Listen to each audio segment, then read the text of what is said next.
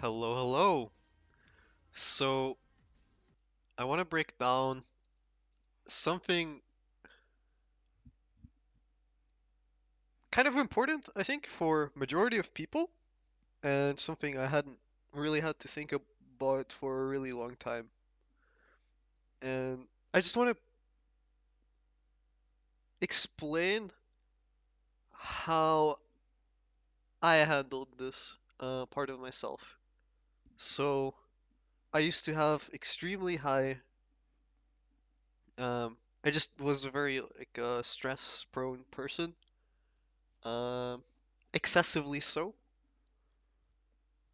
And over the last 2 years, I have completely managed to flip that around to a point where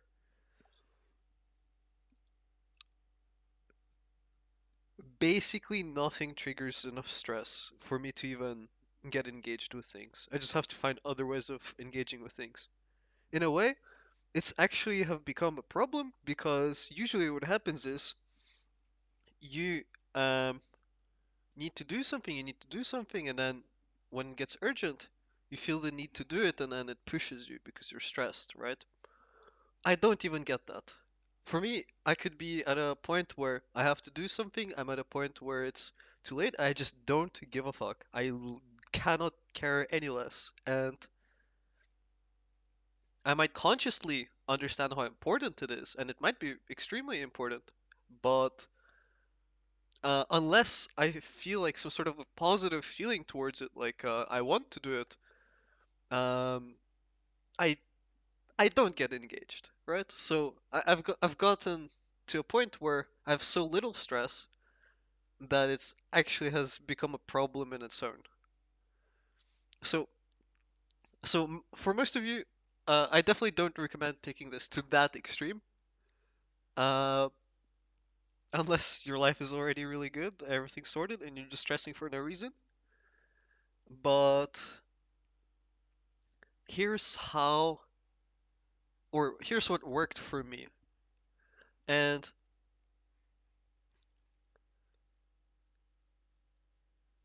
first of all, the first thing that you need to realize is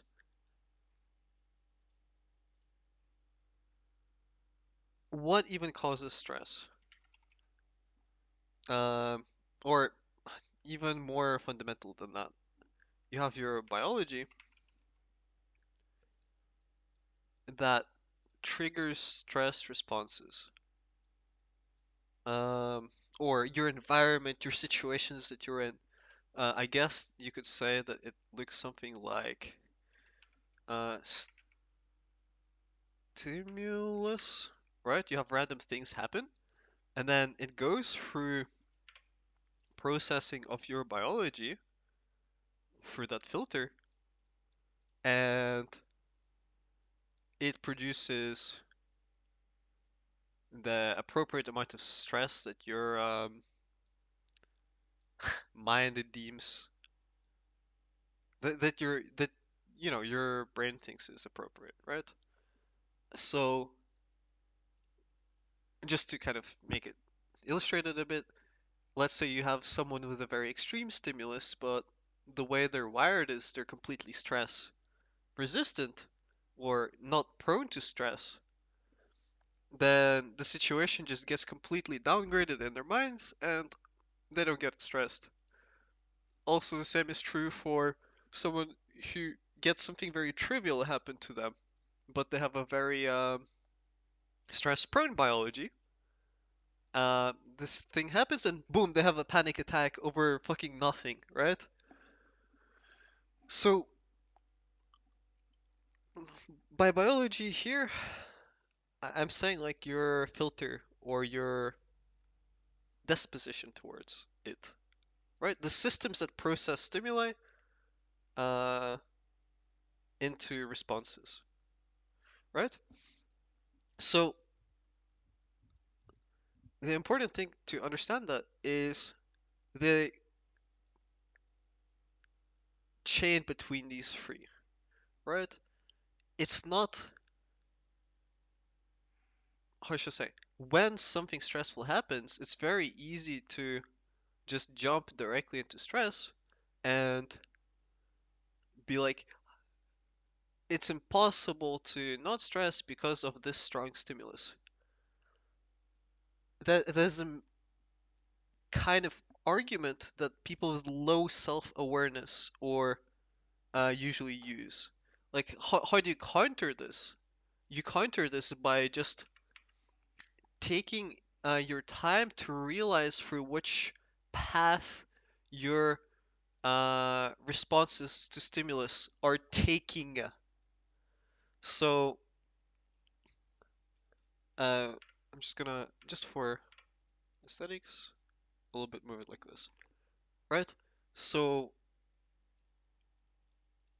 I'm gonna say system for now, instead of biology. Biology is part of the system, right? So, you have stimulus, it goes through some form of system, and it generates responses. Um, actually, we are going to move this as well. Responses. And then stress could be one of those responses, right? So,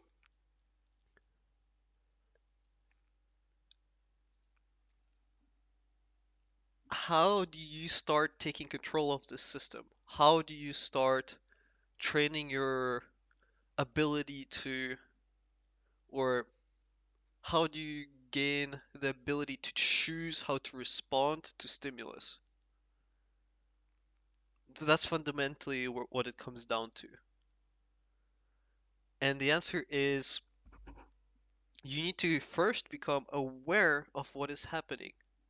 So to do that, you would need to reflect and then go step by step and ask yourself questions. So, for example, someone, uh, event A happens. I don't know. A dog is barking at you, and you're first like you go very quickly through your responses and you go into stress extremely fast, right? And then you feel extreme panic or fear, and you're like, ah, why is this dog barking at me? And maybe you bark back like, woof woof, right? So what do you do in that situation? What you do is you just ask a simple question. Why am I getting this response? And then your first like intuitive answer will be like, because he's barking, right? And then you ask,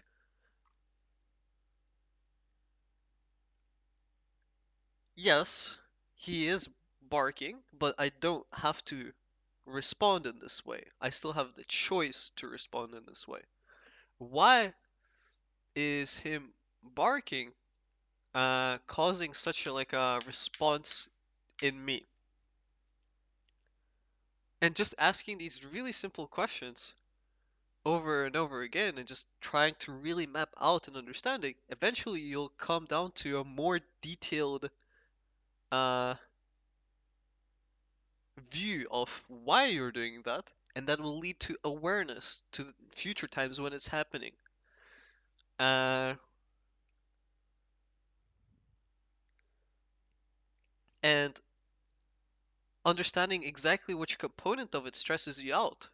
For example, a dog is barking, it creates a stress response, and you get very combat ready. And then if you were to break down, well, why am I so combat ready, or why do I respond so strongly when a dog barks? Then you'll be like, well, I'm scared of dogs. Why are you scared of dogs? And then you'll be like, well, maybe I've had an experience with dogs, or I have seen other people be scared of dogs. And then once you have gotten to that stage, you've kind of gotten to the real root of the issue, or at least closer to the root. Then it becomes such that I have a belief that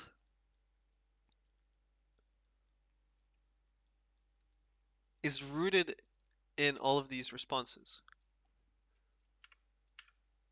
As in, the belief in this case might be dogs are scary, or dogs are dangerous, or dogs are annoying, right?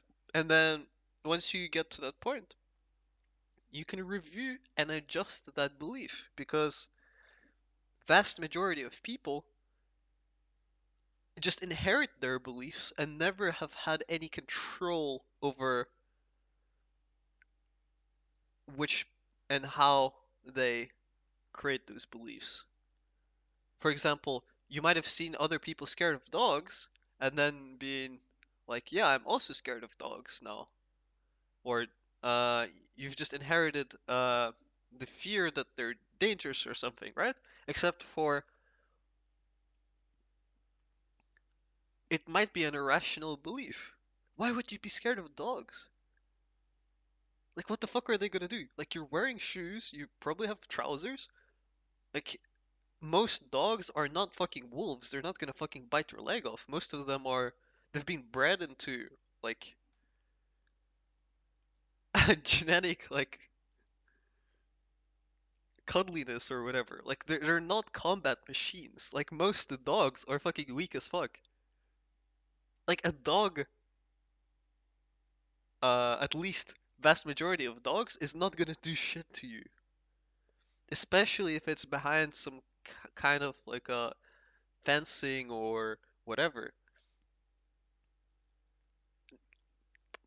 In most cases, this um, belief that dogs are dangerous is blown out of proportion.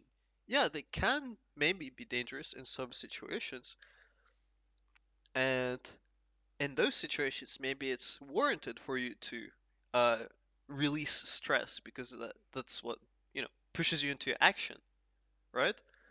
Um, but in most cases, that just isn't true. You have a false belief that is causing you to over.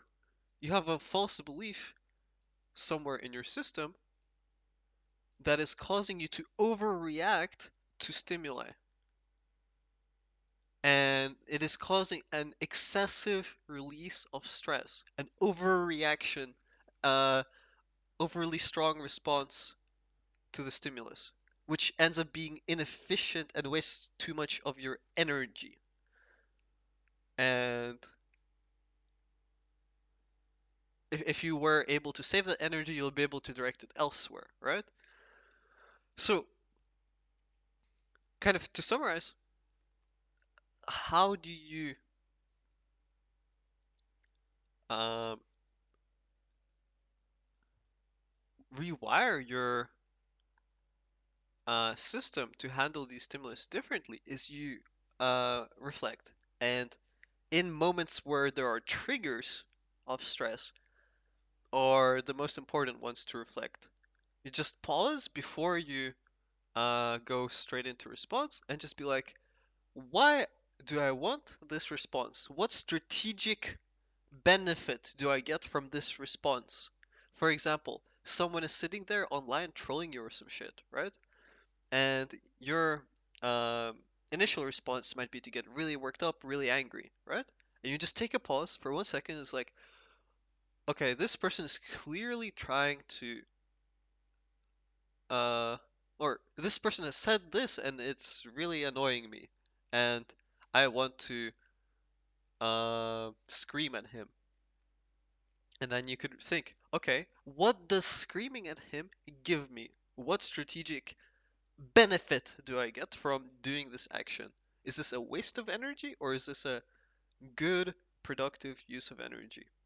And then genuinely think about that, because sometimes maybe screaming at someone might actually achieve a desired result, but you should never use it um, if it doesn't. So the whole point of reflection is to figure out where these responses are correct and well adjusted, and where they're overtuned or undertuned. And that allows you to tweak yourself into a more rational, into more rational responses. Um, that's pretty much it.